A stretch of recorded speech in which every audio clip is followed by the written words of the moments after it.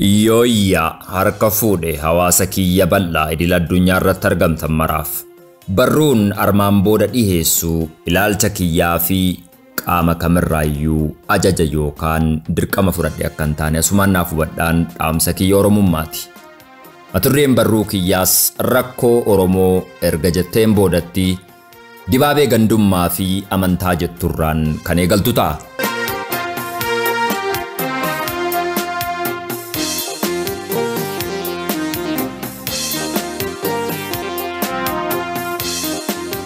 Yeroo baay'ee umriin dabarse kana keessatti akka ilma Oromoo tokkootti hawaasa waliin naannoo tokko keessatti jiraadhuu fi waggoota 10 oliif turtii kiyya miidiyaa hawaasummaa irratti rakkoo yookaan gufuu guddaa tokkummaa fi danqaa ijaarumsa saba guddaa kanaa ta'ee kan hin argu mooraa hamaa gandummaa fi amantaa dahoo yookaan dibaabee godhatee yakki, sarbamni, hanni, shirri dabaa fi hammeenyi keessa dhokfamuuf bakka filatamaa qorataan yakkaa hin agarre ta'ee yoo akka kaansarii dawaa dhabee ta'ee tokkummaa fi ijaaramiinsa saba kanaa nyaatuun argee taajjaba.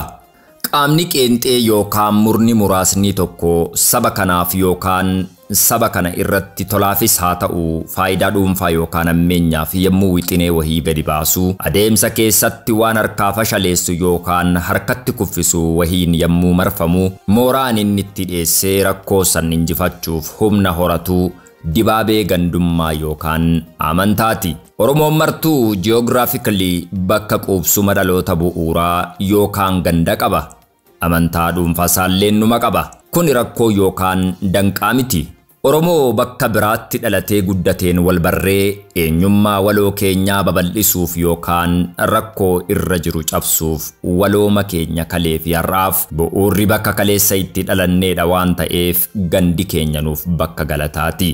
Garuu saba adii nyaachaa, adii dhugaa, adii dubbachaa, adii uffachaa dhugaan ilma waaqaati jedhuun beekamu kana keessatti dhalannee saba guddaa sirna gadaan of bulchaa rakkoo kamiifuu seera ittiin baasu yookaan buusu qabu kana keessatti abbootii keenya irraa dhaallee har'a garuu dhaloonni kun bakka silaa galatoonfachuu bira darbee waan gaariin ganda bu'uura isaaf fakkeenyummaa waan qabu dalagee waamsisuu qabutti hammeenya, shira, daba, hanna yakkaa fi faayidaa dhuunfaa yookaan garee tokko milkeessuuf dahoo gandummaa jedhamu saba kana keessatti akka dhibee HIV/AIDS dawaa umrii tursiisu sooraa dhalootaaf dabarsa.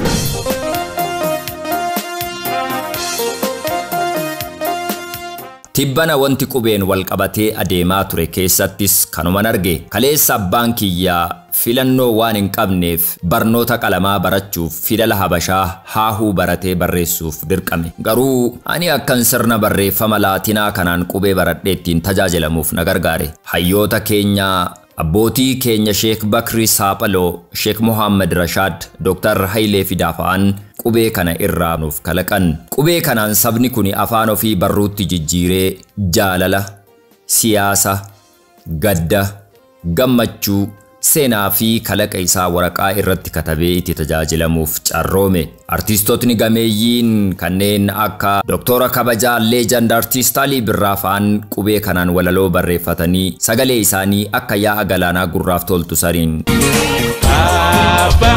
Jennee kana kanumaan jalqabna afaanuma keenyaan katabnee dubbifna jechaa dhaloota guddatuuf daandii qubeen barnoota ammayyaa akka barataniif humnataa turani. Sabni kun ammarratti sadarkaa dhaloota qubee jedhee ittiin of waamu kan irra gahee afaan isaa afaan addunyaa waliin wal simsiisuuf wayita hayyootni faajee irra jiran kanatti dhuguma rakkoolee harkaanuu qabdu baay'eef fala barbaaduumoo qubee sabni kun akka ilkee fi arrabaa waliif galee jiraatu kana jijjiiruutu dursaa. Yeroo sabni kun rakkoo siyaasaa fi dinagdee baay'een marfamee tokkummaa fi gamtoomni daran isa barbaachisutti waan saba kana adeemsa isaa dhaabee hinumayyuu guddina afaanii fi seenaa saba kanaa qucaarsee akka hawaasa reefuu uumamuutti sadarkaa har'a irra jirru irraa duubatti isa deebisee tokko irraa akka eegaluuf sababa hin ta'u. Oromoon gaaffiin isaa qubee barachuu moo qubee jijjiiruudha? Qubee kana hoo biyyoota addunyaa 141 caalantutti fayyadamu. Isaan keessaa Oromoon illee bifa isaaf ta'uun booceetti fayyadamaa jira. Laatinootatu beenyaanuuf kafalaa jedhanii iccitiin nu gaafatan ta'innaa laata? Ilmi Oromoo waan Oromoo ilaallatu kalaqe tokko hojii inni saba kanaaf hojjete gaariis ta'u yaraa kan leellisu yookaan balaaleffatu kutaa Oromoo maramoo mirgi leellisuu yookaan balaaleffachuu ganda nama abboomin waa kalaqee sanaa qofa.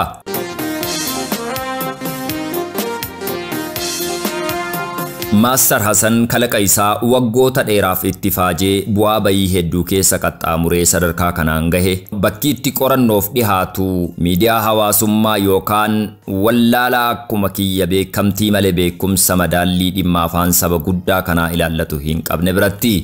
Bara kana ilmi namaa beekumsa moggatti dhiisee beekamtiif akka wadala hantuutaa boolla sagallixuun kufaatii fi gufaatii akka waloof sababa guddaa ta'a. Rakkoo uumamu tokko bakka fala itti argachuu qabu moggatti dhiisanii dibaabee amantaa fi gandaa jalatti dhokatanii rooba komii fi mormii hawaasa keessa qaxxaamuruuf adeemsi godhamu dhibee guddaa dhaloota kanaa waan ta'eef itti haa yaadamuun dhaamsa kiyya xumuraati. Dogoggoruu na of kolcha. Wallaalaa keessan Muhammad bin Aljaziiraati. Yeroo gaarii qabaadha.